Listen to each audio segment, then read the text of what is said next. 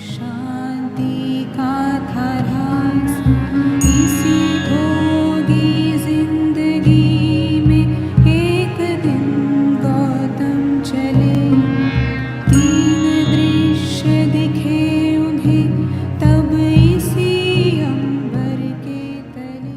So Sadhguru, sometime back I happened to be in a situation where a friend of mine was drunk. So when she was in the drunk state, she was repeatedly saying that please don't judge me as I'm drinking, please don't judge me. It is… but she's lost her judgment, but she doesn't want you.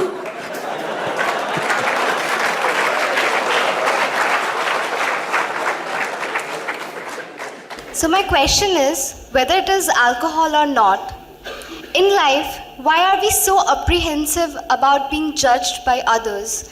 And how can we not let this come on our way of being happy?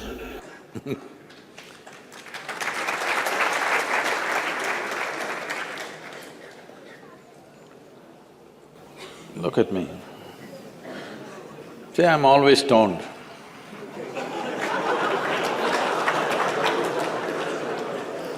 Never touched a substance, but always stoned. You can judge me whichever way you want.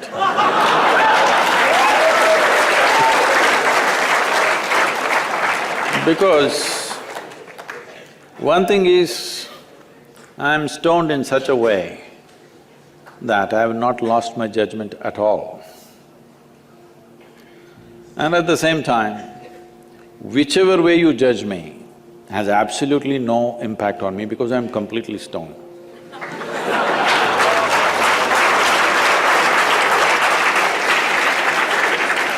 Having said that, why this consumption of alcohol and drugs is growing the way it's growing in the world is, this is because the heavens have been collapsing.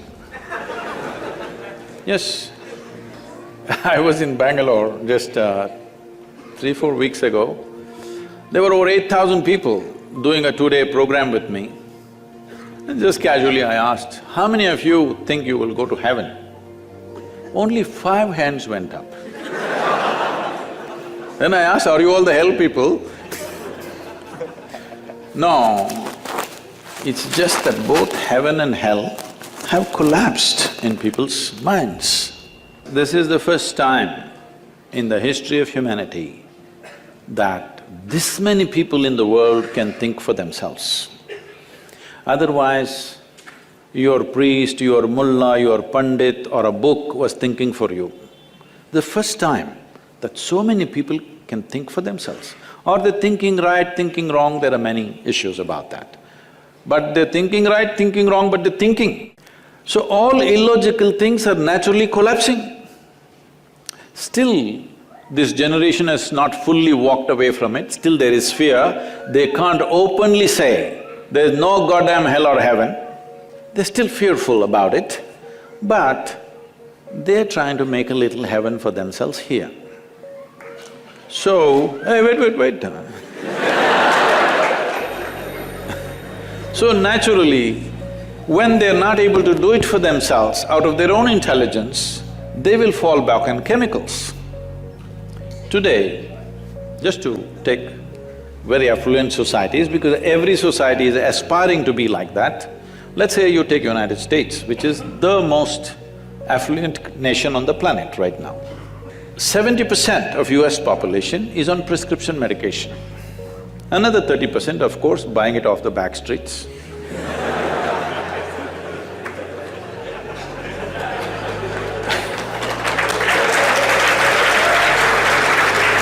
Most affluent nation, obviously affluence is not working.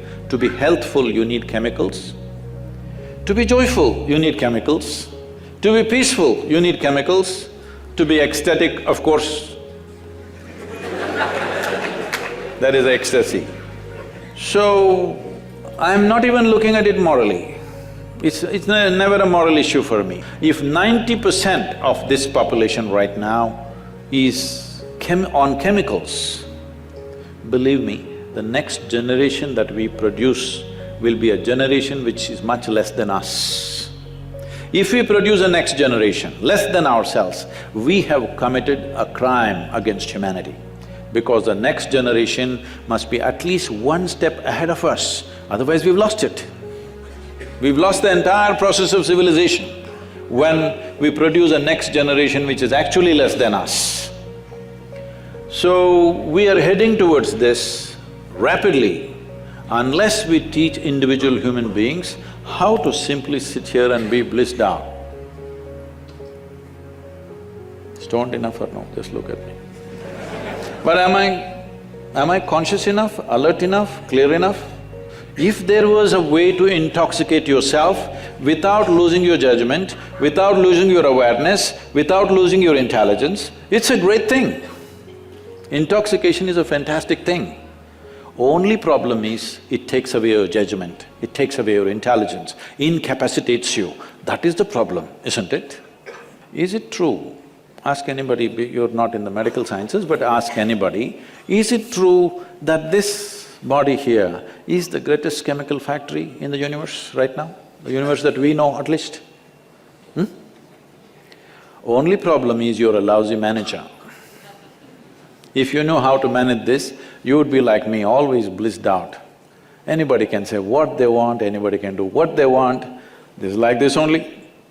Because I have not given this privilege to anybody, that somebody can make me happy, somebody can make me unhappy, somebody can make me miserable. Right now, you are a consequence of other people's opinions. Where do you plan to go like this? Anybody can ruin you. You went outside, somebody told you, Shreya, you are the most wonderful human being we have seen. Then you were floating on that cloud, what number? What number? 9. Oh, in South we do 11. You were floating on cloud whatever number, and you came home, people at home told you who you really are. And the cloud will crash. No. It's very important that neither this way or that way, we listen to everybody because we could be doing something wrong. Hello? Any moment we could be doing something wrong, so we listen to everybody. But what they say will not determine how I am.